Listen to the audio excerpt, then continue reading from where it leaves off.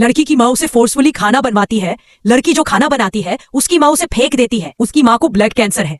वह चाहती है कि वह आगे चलकर उसकी देखभाल नहीं कर पाएगी, तो लड़की ये सब कुछ सीखे।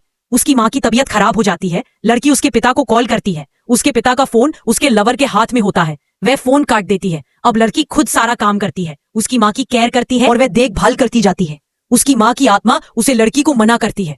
पास में पड़ोस वाले लोग जब बदबू को सूंघते हैं तो उन्हें एहसास होता है कि कुछ गलत जरूर है। लड़की के पिता को कोई फोन करता है कि आपकी पत्नी मर चुकी है।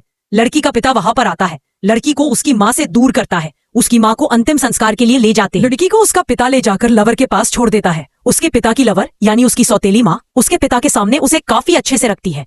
लेकिन जब उसका पिता घर से जाता है तो वह उसे पर घर का सारा काम करवाती है, झाड़ू पोछा करवाती है।